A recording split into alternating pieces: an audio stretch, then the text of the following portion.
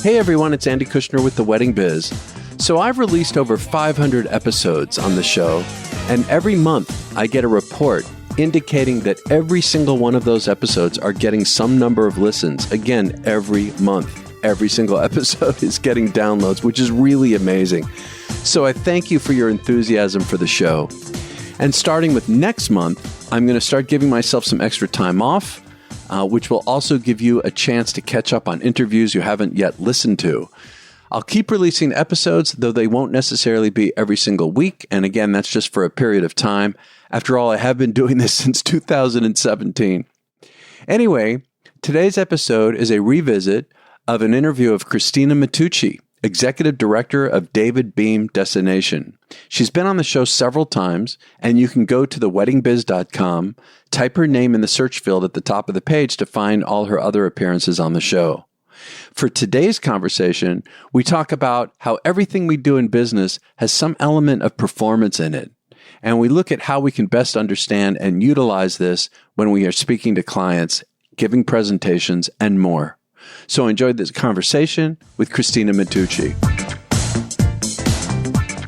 So Christina, I saw you at Engage like a year and a half ago, 2 years ago, when you gave a talk about being what you called a number two to David Beahm. Mm-hmm. And you were amazing, so engaging, got a standing ovation, all of that. Thank you, Andy. Yeah. So, in a sense, when I think about that, whenever we open our mouths in a business situation, there's an element of performance involved. You agree? 110%. Authentic performance. Well, authentic. I want to be clear when we look at performance in terms of sales and engagement with the client, it is important to always function from a place of authenticity, always function from a place of truth, because more than anything, a client can read right through that. So real performance, true, authentic performance. Yeah. Yes, 100%. No, I agree. So the context in which we're going to talk about this is, and tell me if you disagree, but to powerfully engage a listener, to really engage them, a listener, an audience, whatever it is, so that, they get what we're saying, that whatever point we're trying to make, whatever we're trying to do is taken in. So in that sense, there's this element of performing. And so I thought we would talk about various aspects of it. Mm-hmm. Like, one of them is, it's known that you want to create imagery, and of course. Right. And I was thinking, I used to be a songwriter, and I'll never forget that when these big, huge hit writers would talk about it, they talked about like putting furniture in the room, in a sense, like mm-hmm. having these little points so that the audience can have their own interpretation, but be able to see and make it even more connecting for them, right? Yep. So it seems that that's a real important element to bring into it, is imagery. Do you think of that when you're preparing, however you're going to talk to a client or for a speech? Do you think like that? Oh, 100%. Imagery is so important. And the easiest way to elicit that sort of mental image is through storytelling. And I think that storytelling is one of the most powerful tools we have in our arsenal to be able to connect with our clients in a real, meaningful way. Storytelling as an Italian is sort of in my genes. I remember sitting around the kitchen table and hearing my family tell stories. Yeah. And I remember the feeling, I actually remember it very, very keenly, of when I was finally old enough and able to cobble together my own story, right, and telling a compelling story at my kitchen table, and the power that I felt with that. And from that point on, for me, I've been addicted to owning that my whole life. So it's owning that room and owning the space and creating imagery through storytelling is something I love, but it is something that is inherent to us as human beings. Before the written word, we sat around the fire and told stories. That's right. That's how we passed down our history. That's how we created storytelling, really, in its current form. And so, to that degree, I think we are all capable of this, and it's just how much you choose to employ it. And there's definitely a strategy to storytelling. There's a technique to storytelling. My coaches are masters at storytelling. So I've actually trained in this. My coach, Kimberly Weil at storytellingschool.com, she is incredible and has a whole technique for storytelling, which I think is incredible because what it does is it heightens the stakes, right? And it creates connectivity and it creates interaction between the two people. It's almost to me like hypnotic in a way. You're putting the listener into this zone. What are, I mean, obviously it's a whole nother episode to talk about all the techniques, but just an example, what are some of the key techniques that you recall? Oh, absolutely. Well, I think the most important thing is to have a sense of surprise in it. I mean, you never want to sort of tip your hand when you're storytelling. You want to have that turn. If it will be like a pivot, like put me on the edge of my seat kind of thing. Exactly. That sort of sense of, I don't want to say urgency, but like, what's going to happen next? Yeah. And so that's a real skill that you can use, but also creating a setting, really allowing, and that's where the imagery comes into place, right? So the small details. So if you're talking about, I was writing for one of my upcoming talks, I was writing about my grandfather, and I said, I flopped on the avocado shag rug.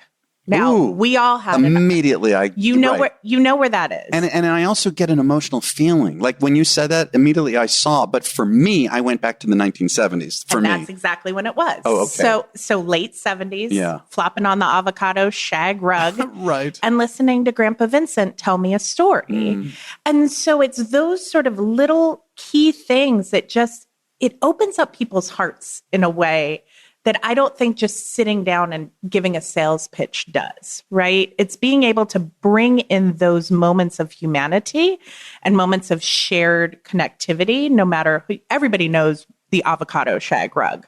Right. You knew it immediately. Yeah, well, and I'm also thinking too that, obviously professional speakers talk about doing it when they're speaking to audience, but even when we're talking to a client, it's interesting, Christina, a long time ago, with my music company, I would say, this is why we're so great. The greatest singers, greatest musicians, really know how to work the crowd. It's all words. And then I started to realize that let me paint a picture. It's like, like saying to the client, here's how we want to start. When the doors open and people see, and then I start describing this beautiful decor that you have and the colors and the smells, and everyone is really wowed. And then they see on this stage, this whole 4 singers out front, and they're dancing and they're moving. But it's like creating this whole picture that they can see, so they really get it as opposed to just the words. Exactly. And I think one of Kimberly, my coach's big tenets is start with the story. Start right off the bat. Start with a story. I like that. Just to grab them immediately, right? Exactly. And it just diffuses the pressure of the situation. Even if it's just you're getting into a meeting. Oh my God, you guys, let me tell you what happened on the way over here. So not even related to the subject of. Exactly. Yeah. Oh my God, let me tell you what happened on the subway on the way over here. Right. You're not going to believe this. Right. And look, we're just talking on the microphones, and right now I'm engaged. I know you're giving an example, and that gets me immediately. Yeah, exactly. And so start with the story, because that is the quickest way to take down walls and build trust. Yeah, well, and yes, and connection immediately. Exactly. Human kind of a connection.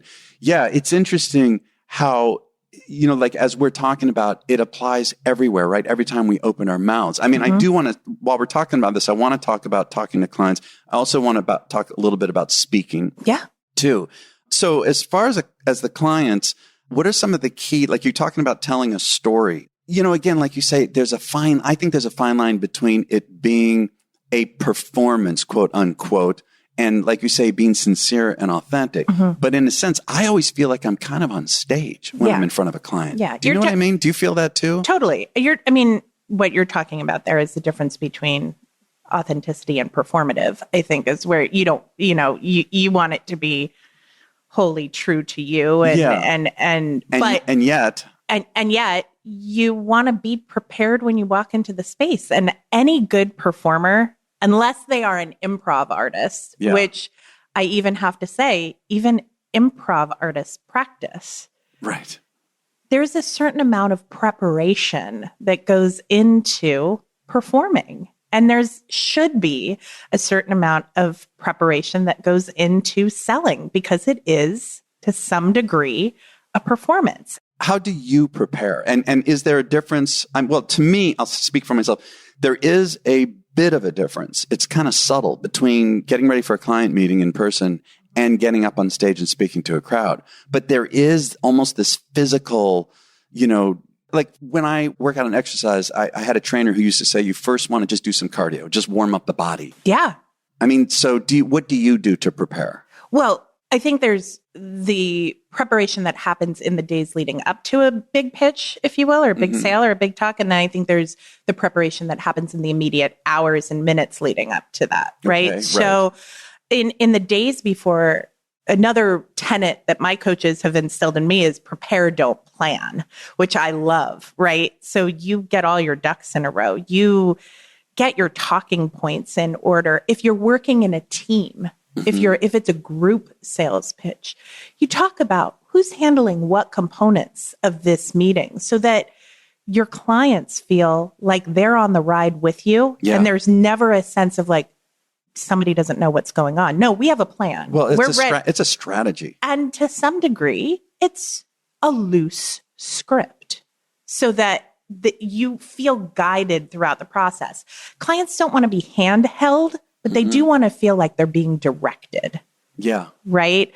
So in terms of preparation leading up to something like that, obviously, if it's a sales pitch, that's getting talking points in order, making sure I have all of my components together. If I'm getting ready for a talk, I mean, that's hours of memorization, hours of rehearsal. Yeah, I don't know how you do it.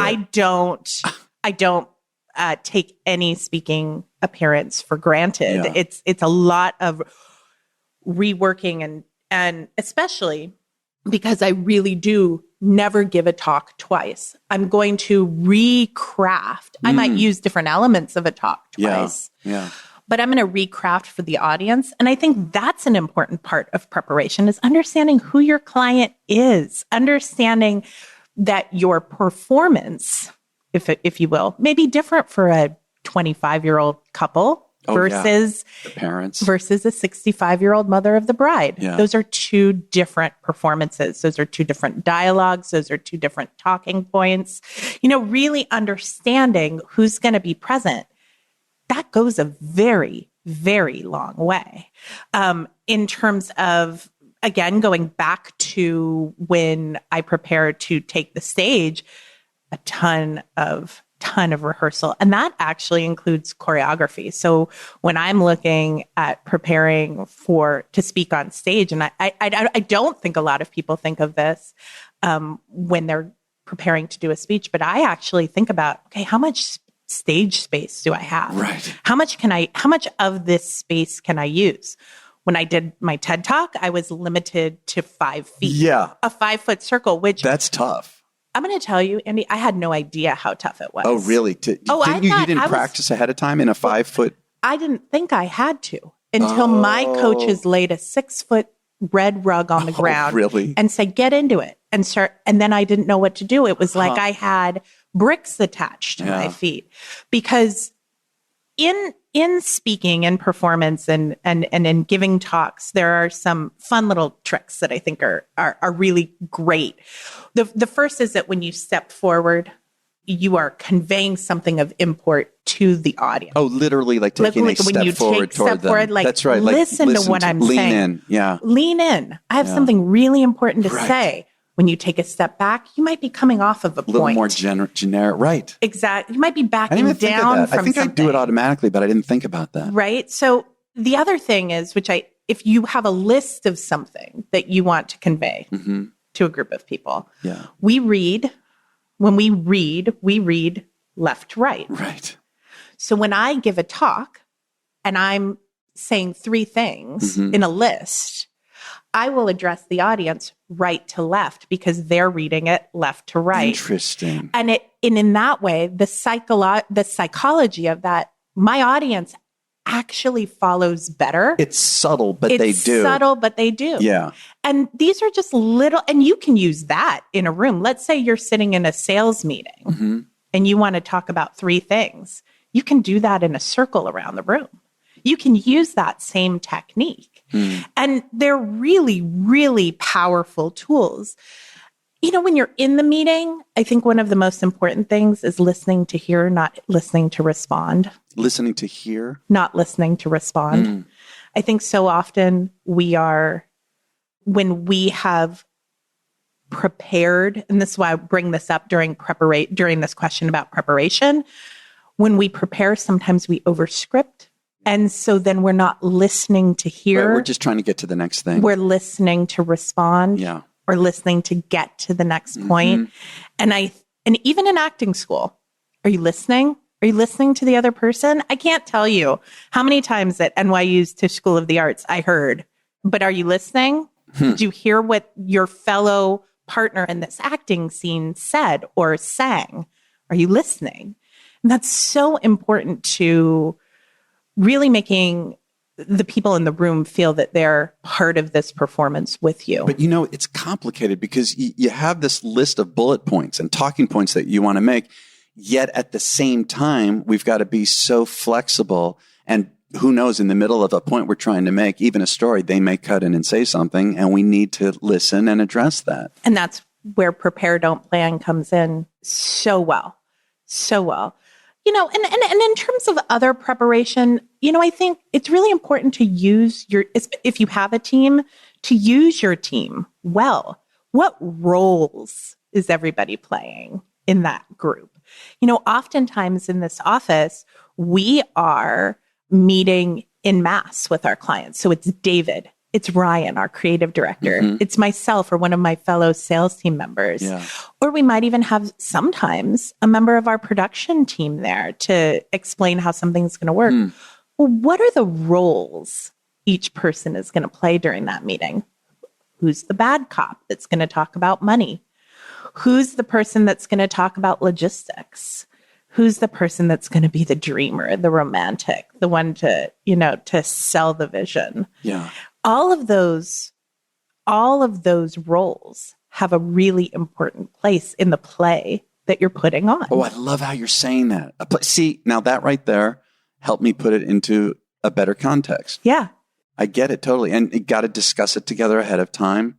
Exactly. Totally talk about it. And it works because then the client is clear. It's just like what I was saying before. They don't want to be handheld, but they want to be guided. Yeah. Okay. Well, I know that Christina's going to be dealing with the money. So let me ask this question at Christina, right? Or David's going to be dealing with the vision. Let me ask this question of David, right? They get it. It's a gift to be able to give our clients those sort of roles because then everything becomes clear and they understand the import of every single member of our team.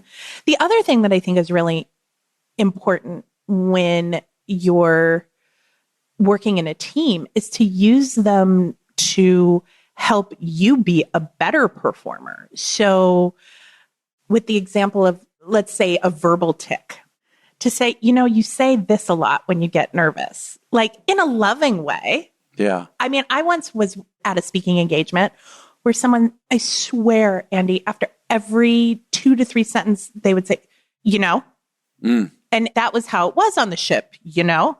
And after we got off the boat, you know, I wanted somebody to say, darling, you have a verbal tic. This is what you do when you get nervous. It's hard to say something to someone, but I want to know. I want to know. You want to know because a lot of times you don't even recognize it in yourself because verbal tics, they are 100% based out of nerves. And you don't want that feeling of nervousness in a sales pitch. You want people to feel like they're in good hands. And if you have somebody who has a verbal tic, that may create a sense of confusion in the room. Like, what's happening? What's happening here?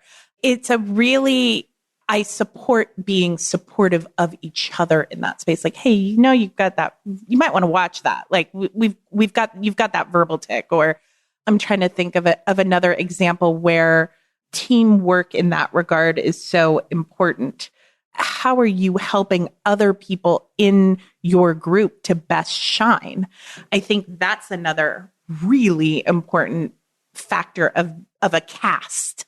If you think about a sales team as a cast, if a client, during a client consultation, if a question comes up that I know I'm not the best person to answer, I'm going to punt it to the person I know is going to land the answer to that question. So how also are you fostering the best performance out of the people in your group too? And it really takes practice. It does.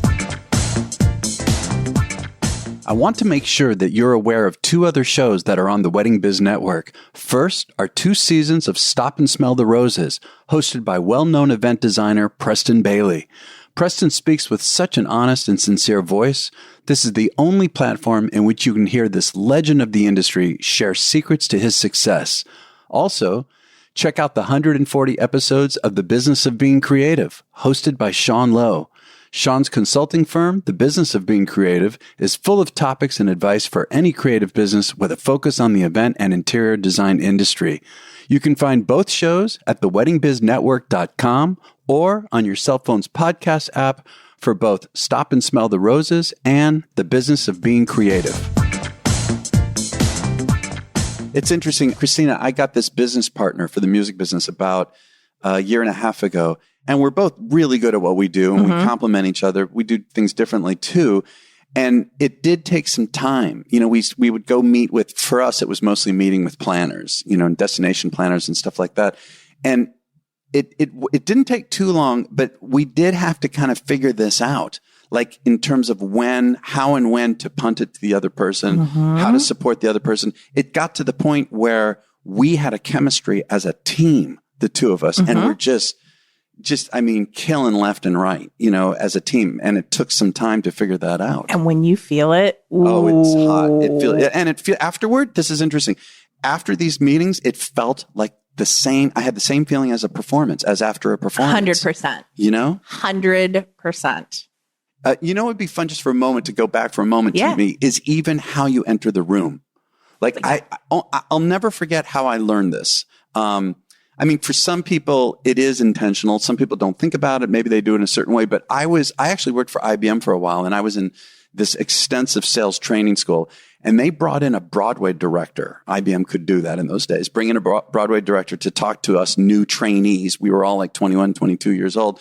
And I'll never forget, I was expecting, you know, like what we're getting into right now immediately. Right. He started with how you enter a room. And the first thing he did was have each of us leave the room and one at a time walk into the room. And we didn't know what the hell he's talking about. So, you know, the first person walks in and he says, no, do it again.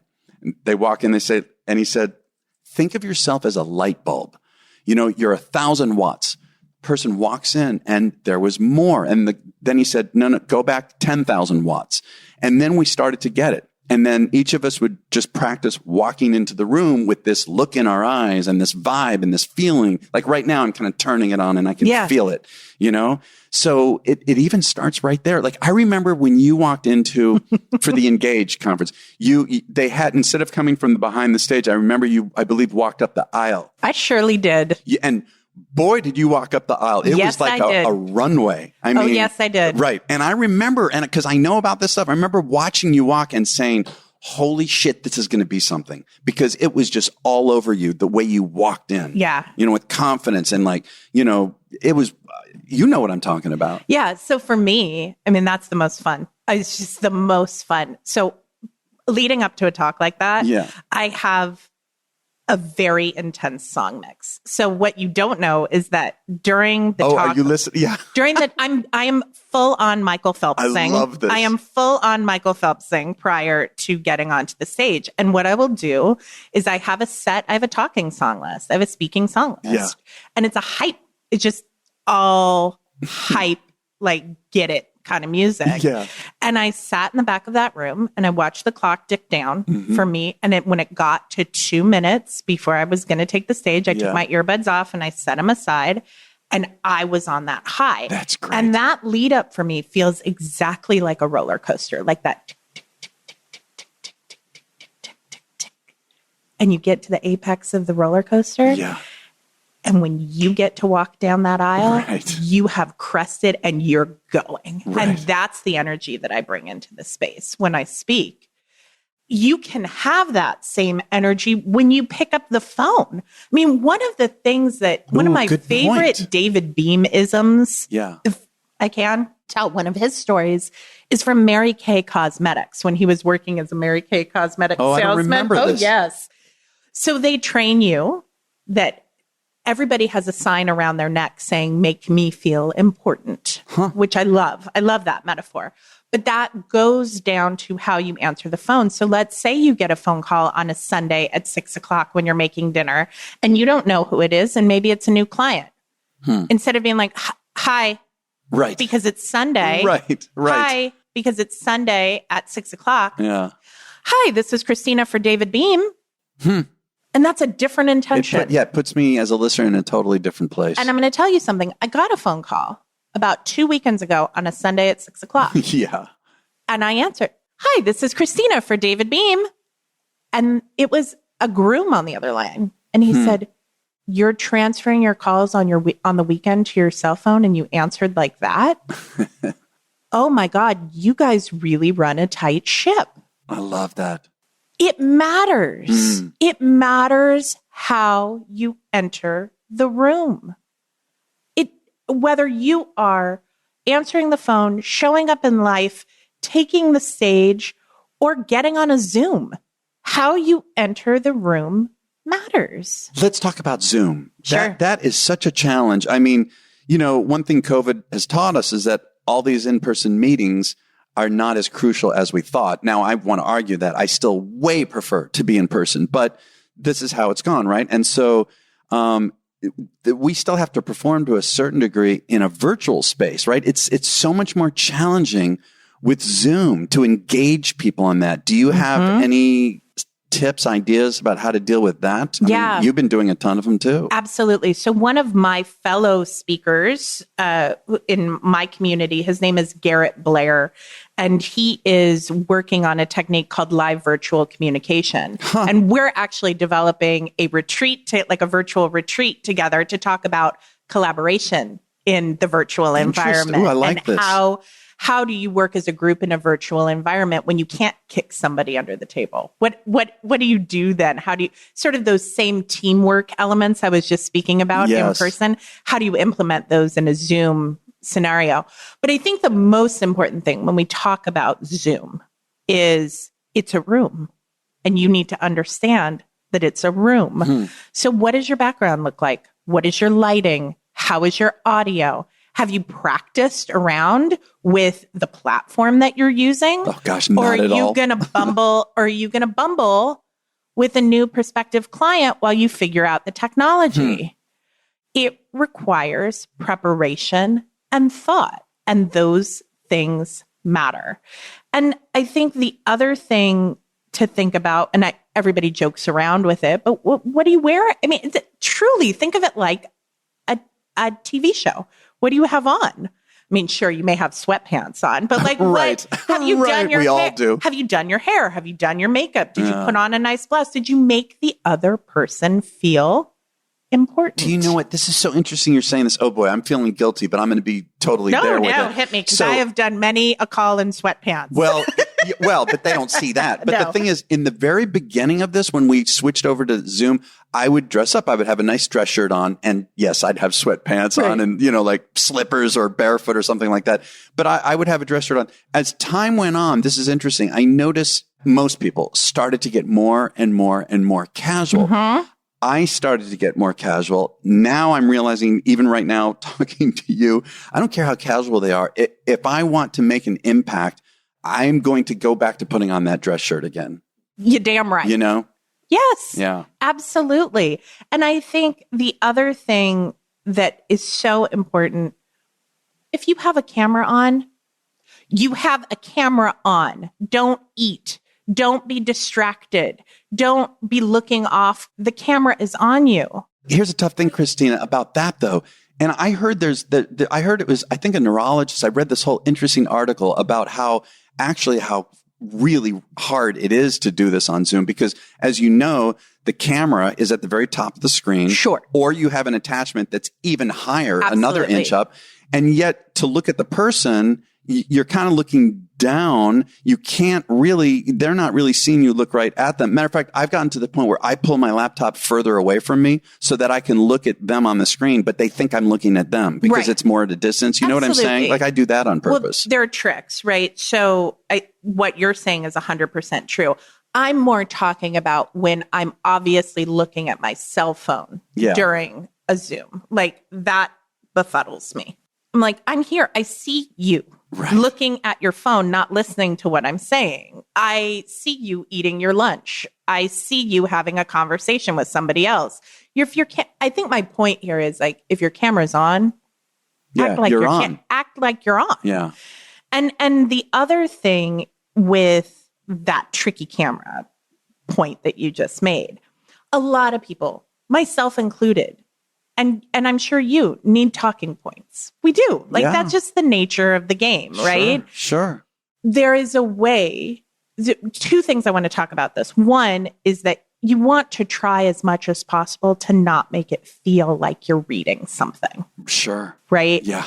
So one of the ways that you do that is you can use a tool. There are online tools called like prompters that you can put right underneath your camera. Huh. And so you like a teleprompter. And so you can have that running script going. But is it covering the face of the person you're talking to, though? No, you can actually run it. Like you can manipulate the window. I use Q prompter when I'm doing it. If I'm not memorized or I feel like it's going to be obvious for me to have talking points. But the other thing is, if you have a script, if you are working from talking points, I never necessarily recommend a script. I recommend talking points because I think you can be more extemporaneous with talking points and use colloquialisms and not feel as scripted, if you will. But I think one of my favorite exercises when I was in musical theater was that when I was training to be on Broadway, one of the exercises was they would give you a song like from Rodgers and Hammerstein, like I'm just a girl who can't say no, right? Like, but you had to do it as a monologue.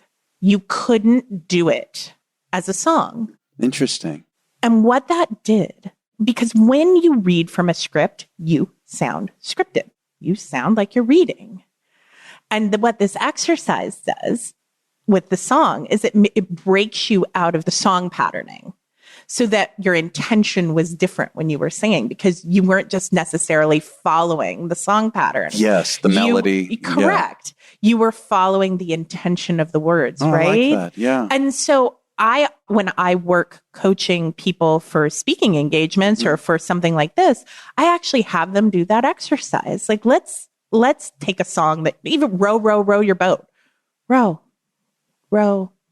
your boat. Right. Or is it row your boat? Row your boat. Or your boat. Row your boat. See, it's totally different. Down the stream. Yeah. Merrily. I'm being ridiculous, but do you know? No, but I get the point. And that same exact tool can be used with scripts. Like start breaking it up, start mixing up your intent. What are you really trying to say? What is your intention? The other thing that I love, and I think with Zoom is really, really helpful. It's hard to feel a sense of urgency when you're on Zoom, right? That's a good point. Because you're so detached, right? It's hard to feel the stakes are somehow lowered when you're on Zoom versus when you're in person, if you will. So again, when I was at NYU and I was studying accents and dialects, I had this amazing accents and dialects coach by the name of Casey Ligon. And she said that whenever you were working in an accent or a dialect, you should have one sentence that would drop you into the accent. So if I'm trying to do a New York cabbie and I'm going to be here and talk to you about being in New York, you're very good at that. Yes. My name's Stanley. And I drive a cab. And you have a whole visual thing that changes too. Right. I have a sentence that drops me into that character. I think when we're talking about Zoom, what's interesting is you can have a sentence that drops you into the emotion. You can have a sentence that you feel powerful about in your pitch. You can have a sentence that you feel is compelling, that is the point you want to make. And that using that in your head before you start the Zoom engagement, if you will, right, drops you into that sense of urgency. And all of a sudden the stakes feel higher. So I love that. And the other, I love that for Zoom. And the other thing that I think people are genuinely uncomfortable with, especially in Zoom, but even in real life, is the pause.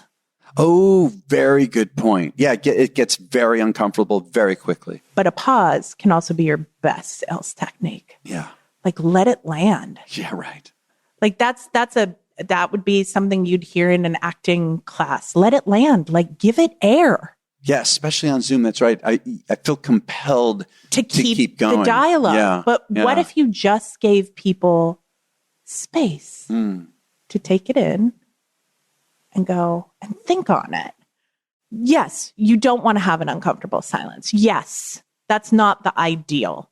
But there is also nothing wrong with letting a point land. Right. And it can be incredibly powerful.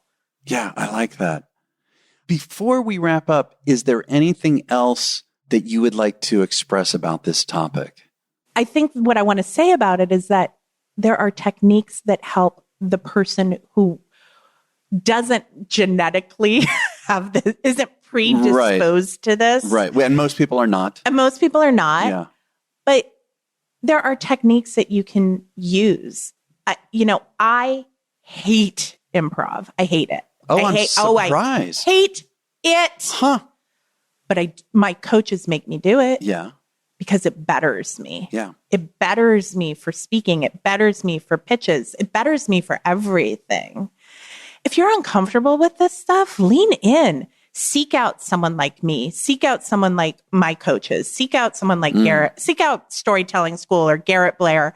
These are the kind of people who can help you get over whatever fear it is you have. And those fears are legit. There's not all of us are predisposed to wanting to own the room. Yeah. I mean, I guess you would ask me to think about what my favorite performance story was prior to this. Right. And my favorite performance story was when I was in preschool. Oh, okay. We're going back. We're going way back. Yeah. And I was 4 years old. And Mrs. Moore's preschool would have a spring pageant every year, and we'd read nursery rhymes. Mm-hmm. And I was Old MacDonald's wife, so I was dressed as a farm girl. Okay. And all of the other kids would get up and they would quietly read their poem. Right. And three little piggies went to market. It was this very quiet, if they even were brave enough to get up at all. Right. I got up there bold as anything, walked right up to the microphone, did Old MacDonald, sat down, and then proceeded to mouth the words of everybody else's script. Oh my God. And I just think there's some of us that are born with this talent. Yeah. And love it. Or want and enjoy it. Exactly. And enjoy it. And for other people who don't, prepare, don't plan. Yeah. Do the work. It's possible. We're not talking about rocket science. We're not decoding missile codes.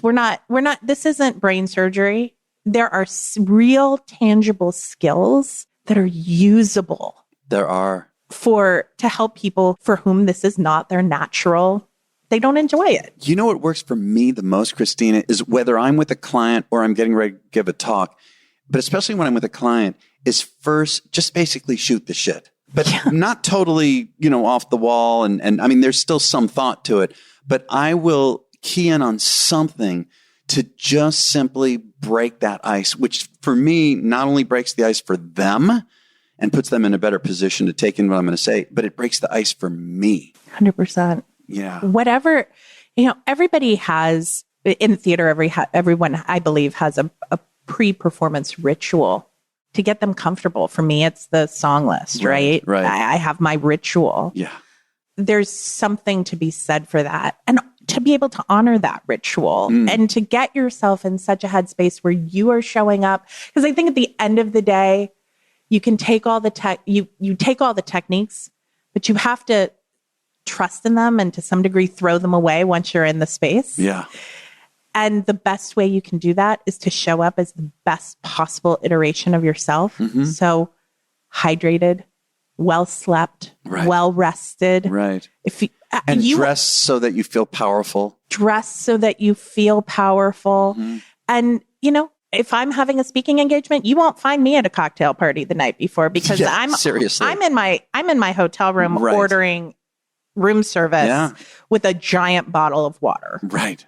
And get some good sleep. Get some good sleep so I can be on the next day. And I think that, you know, we are, as party people, we are programmed to go out and do the networking events. But if that networking event or that cocktail party is the night before something big, maybe you pass. Maybe you pass on that one for self-care so that you show up as the best version of yourself.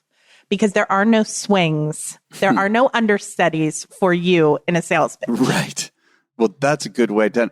Well, Christina, this has been a blast. I mean, obviously, we could go into so much more depth, but I think this was a great synopsis summary of some of the key points. This was great having you. I'm so glad. Yeah. I hope that your listeners are able to take some nuggets of wisdom from this today. Oh, absolutely. Thank you for doing this. My pleasure, Andy. Thank you.